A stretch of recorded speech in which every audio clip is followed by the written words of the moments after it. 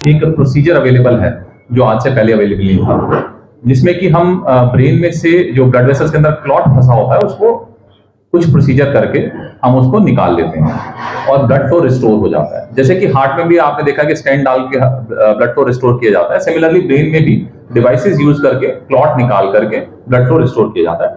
बहुत ही लिमिटेड जगहों पे हो रहे हैं। इनफैक्ट चंडीगढ़ में भी गिने चुने अस्पताल हैं जो ये प्रोसीजर्स कर रहे हैं और उसके बाद सीधा जाकर के दिल्ली गुड़गांव एरिया में होते हैं। तो हमारे पास 5 अस्पताल हैं जो स्ट्रोक रेडी हैं, उन सब में कैथ लैब है। जब भी इस तरह के प्रोसीजर की रिक्वायरमेंट होती है तो वो पेशेंट या हमारे पास यहाँ आईवी मोहाली में शिफ्ट कर दिया जाता है या वहां जाकर के भी हम ये प्रोसीजर्स कर देते हैं डिपेंडिंग ऑन पेशेंट की रिक्वायरमेंट। सो मैकेनिकल थ्रोम्बोमेट्री जो है वो एक state of the art procedure है जो स्ट्रोक के पेशेंट्स के अंदर, खास करके जिनका मेजर वेसल ब्लॉकेज है, जिनमें कि रिजल्ट्स थ्रोम्बोलिसिस के या और कन्वेंशनल ट्रीटमेंट के अच्छे नहीं थे, उसमें एक मेजर डिफरेंस क्रिएट कर रहा है आउटकम के अंदर। आउटकम मतलब लेसर पेशेंट को लकवा कम हो जाता है, पेशेंट की रिकवरी तेज हो जाती है और वो बैक टू नॉर्मल जो है वो पॉसिबल हो पाता है विद शॉर्टेस्ट पॉसिबल टाइम। तो अभी हमने सब जाना स्ट्रोक क्या है, कितने टाइप्स के स्ट्रोक हैं, स्ट्रोक हो जाए तो कितने वक्त में हमें हॉस्पिटल पहुंचना है, हॉस्पिटल पहुंचने के बाद जो ट्रीटमेंट है, ट्रीटमेंट के बारे में हमने सारी मोडालिटीज के बारे में आपको बताया, थ्रोम्बोलिसिस, मैकेनिकल थ्रोम्बोमेट्री। बट सबसे और बहुत ज्यादा इंपॉर्टेंट जो हमें पता होना चाहिए वो है रिस्क फैक्टर्स क्या है स्ट्रोक।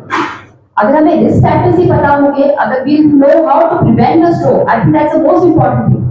तो सबसे पहले है हाइपरटेंशन, दैट इज अगर किसी को भी बीपी है, हाई बीपी रहता है तो they should control the blood pressure. Know your numbers, आपका बीपी कितना रहता है वो बहुत जानना आपके लिए जरूरी है। और बीपी कैसे कंट्रोल होता है? सबसे पहले have fresh green veggies, avoid salt intake, walk जो आजकल कहा जाता है 150 minutes per week is a must, so you need to be very physically active. उसके बाद स्मोक नहीं करना आपको। ये सारी इंपॉर्टेंट चीजें हैं अगर आप कैसे आपको बीपी को कंट्रोल कर सकते हैं। Second is diabetes. अगर आपको टाइप 1 एंड टाइप 2 डायबिटीज है तो इट्स वेरी इंपॉर्टेंट कि जो आपके ब्लड शुगर है वो वेल कंट्रोल रहे। नंबर 3 जैसे एक्सरसाइज का मैंने बताया, you have to be physically active. Number 4 avoid smoking, sedentary lifestyle बिल्कुल नहीं रखना। You have to maintain your weight. अगर कोई भी ओबीज है, बीएमआई उसका जो बीएमआई होता है body mass index is more than 30, तो please try to bring it low, 30 से कम होना चाहिए। उसके बाद स्मोकिंग नहीं करनी, अल्कोहल नहीं लेना। अगर ये चीजें आप सारे ध्यान रखें। उसके बाद कार्डियक रिस्क फैक्टर जो होता है, जो कार्डियक पेशेंट्स होते हैं जिनमें ऑलरेडी कार्डियक हिस्ट्री होती है या जिनमें एट्रियल फिब्रिलेशन होता है। एट्रियल फिब्रिलेशन का मतलब होता है जो दिल और हमारा हार्ट फुलाना एकदम शुरू कर जाए, उसकी वजह से जो क्लॉट होता है हार्ट का वो एकदम दिमाग पे पहुंच जाए, उसकी वजह से भी स्ट्रोक होता है। तो ये सारी चीजें जिनको अगर है, इन चीजों का अच्छे से ध्यान रखें तो हम काफी हद तक स्ट्रोक प्रिवेंट कर सकते हैं।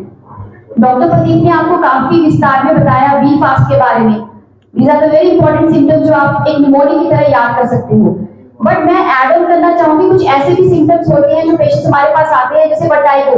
वर्टाइगो का मतलब होता है घुमेर आना, चक्कर आना, आपकी जो सराउंडिंग्स होती है, रोटेटिंग मूवमेंट ऑफ सराउंडिंग्स। बहुत पेशेंट्स आते हैं जो हमारे पास कहते हैं कि हमें तो सर्वाइकल हो गया, तो वर्टाइगो को लेके उसको बिल्कुल ही लाइटली ले लेते हैं। तो मैं सिर्फ ये कहना चाहती हूँ कि वर्टाइगो को इतना लाइटली मत लीजिए। वर्टाइगो कुड बी सेंट्रल और पेरिफेरल। सेंट्रल का मतलब होता है वर्टाइगो अगर ब्रेन की वजह से, स्ट्रोक की वजह से भी वर्टाइगो होता है।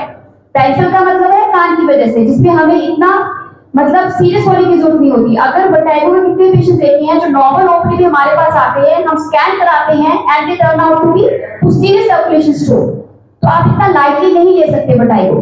सेकंड, सडन ऑनसेट हेडेक, एकदम सर दर्द बहुत तेज होना शुरू हो जाए, वो भी एक निशानी हो सकती है स्ट्रोक की।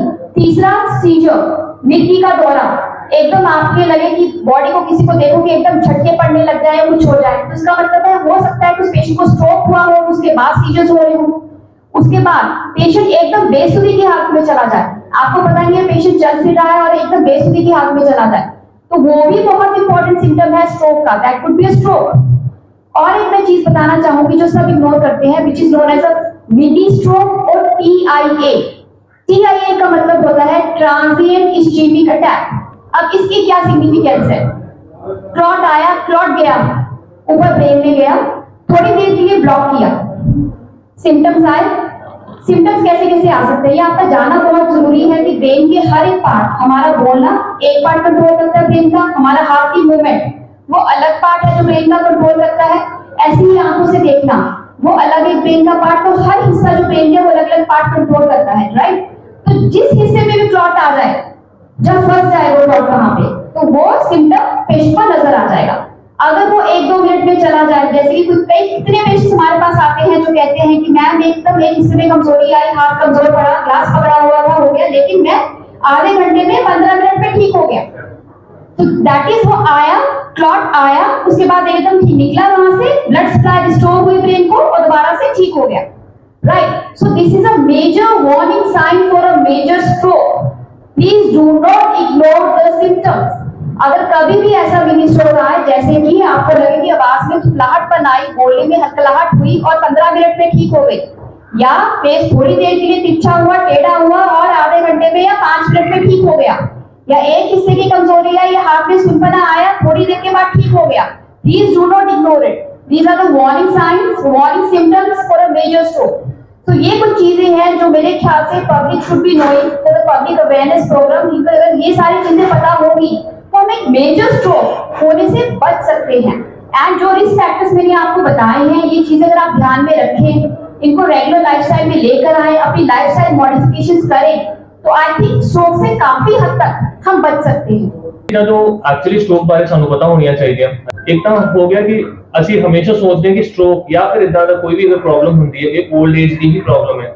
ਇਹ ਸਿਨੈਰੀਓ ਹੁਣ ਚੇਂਜ ਹੋ ਗਿਆ ਹੈ। ਨੈਵਰ ਥਿੰਕ ਕਿ ਸਟ੍ਰੋਕ ਸਿਰਫ 올ਡ ਏਜ ਦੀ ਬਿਮਾਰੀ ਰਹਿ ਗਈ ਹੈ। ਬਹੁਤ ਕਾਮਨਲੀ ਅੱਜਕੱਲ ਸਟ੍ਰੋਕ ਯੰਗ ਪੋਪੂਲੇਸ਼ਨ 'ਚ ਵੀ ਦੇਖਿਆ ਜਾਂਦਾ ਹੈ। ਇਹਦਾ ਬਹੁਤ ਇੰਪੋਰਟੈਂਟ ਕਾਰਨ ਹੈ ਸਾਡਾ ਪੂਅਰ ਲਾਈਫਸਟਾਈਲ। डॉक्टर स्वाति ने ये चीज बहुत इंपॉर्टेंटली टच की है और ये बहुत ज्यादा जरूरी है समझना कि साडा लाइफस्टाइल जो कि आजकल बहुत सेडेंटरी स्ट्रेसफुल हो गया है और साडा जो डाइट हैबिट्स है जो इतनी खराब हो गई है, ये बहुत बड़ा रीजन है जिहदे करके सानू आजकल स्ट्रोक इवन 25-30 साल के मुंडे भी तुसीं देखदे हो, कुड़ियां देखदे हो जिन्हां नूं एकदम प्रॉब्लम आ जाती है और कोई भी नहीं सोचदा। इहदे सब तो इंपॉर्टेंट प्रॉब्लम यही हुंदी है, बंदा वही चीज सोचेगा जो उन्हें पता होगा।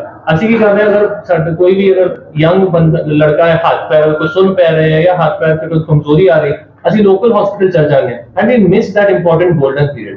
इस करके ਜਦੋਂ ਵੀ ਇਦਾਂ ਦੇ ਸਿੰਪਟਮਸ ਹੁੰਦੇ ਆ, ਇਹ ਸਟ੍ਰੋਕ ਰੈਡੀ ਹਸਪੀਟਲ ਦੀ ਇੰਪੋਰਟੈਂਸ ਉੱਥੇ ਹੀ ਆਉਂਦੀ ਹੈ। ਜਿੰਨਾ ਸਟ੍ਰੋਕ ओल्ड एज ਦੀ ਜ਼ਰੂਰੀ, ਉਸ ਤੋਂ ਜ਼ਿਆਦਾ ਮੈਨੂੰ ਲੱਗਦਾ treatment wise stroke in young is also equally important. तो कदे भी कोई भी सिम्टम जिदा हुण तुहानूं हर सिम्टम बारे डॉक्टर प्रदीप ने डॉक्टर स्वाति ने दस्सिया, कोई भी इदां दा सिम्टम किसी नूं भी होए, आले दुआले हुंदा, तुहाडे भी फोन आ सकदे ते उन्हां नूं ਉਹੀ हॉस्पिटल भेजो जिहदे च स्ट्रोक रेडी टीम अवेलेबल है, जिहदे MRI फैसिलिटी अवेलेबल है। अगर कोई प्रॉब्लम हुंदी है ते न्यूरोलॉजिस्ट और neurosurgeon and neuro intervention available है, कैथ लैब अवेलेबल है। ये बहुत इंपॉर्टेंट, इहदे टाइम ही मनी है, टाइम ही सब कुछ डिसाइड करता है कि पेशेंट की रिकवरी कितनी पॉसिबल है। न्यूरोसर्जन एंड न्यूरोफिजिशियन की वर्ल्ड स्ट्रोक डे के लिए अवेयरनेस प्रोग्राम के लिए यहाँ पर आई है। ये वर्ल्ड स्ट्रोक डे जो 29 अक्टूबर को बनाया जाता है, this is for the awareness of the stroke program all over the world and the India. इसके अंदर सबसे पहले जो सिम्टम्स आते हैं जो हम लोग पहचानते हैं वो आता है B fast, B for balance, E for eyesight में तकलीफ बदलाव, एफ फॉर फेस में चेहरे पे कोई टेढ़ापन या सुनपन, ए फॉर हाथ पैरों में कमजोरी, एस फॉर स्पीच तोतलापन या हकलाना, और सबसे महत्वपूर्ण आता है टी, टी फॉर वक्त, इंपॉर्टेंट टाइम। टी इसलिए इंपॉर्टेंट है क्योंकि इसके ऊपर हमारे ट्रीटमेंट ऑप्शंस अवेलेबल जो अभी 21st सेंचुरी में अवेलेबल है, साइंस के साथ में जो डेवलप हो रहे हैं वो उस पर हम लोग डिसाइड करते हैं। अगर हमारे पास में 4.5 घंटे के अंदर पेशेंट अवेलेबल होता है हॉस्पिटल कैजुअलिटी में, तो हम लोग न्यूरो इमेजिंग MRI या CT करवा के ये डिसाइड करते हैं कि पेशेंट को थ्रोम्बोलाइसिस की जरूरत है या थ्रोम्बेक्टोमी की जरूरत है।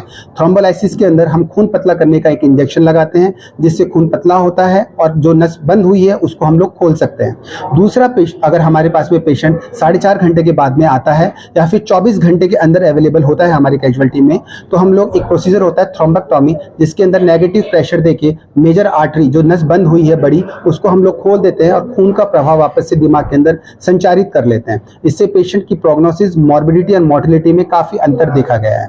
और इसके प्रिवेंशन के लिए जो रिस्क फैक्टर्स होते हैं वो होती है अनकंट्रोल्ड डायबिटीज, अनकंट्रोल्ड हाइपरटेंशन, जो भी आपकी दवाइयाँ चल रही हैं उसको रेगुलरली ना लेना, सेडेंटरी लाइफस्टाइल, जंक फूड्स खाना। तो हम लोगों का रिक्वेस्ट यही है कि आप इन सब चीज़ों से बचें और जो भी आपको डिजीज़ है उसकी रेगुलर मेडिकेशन लें।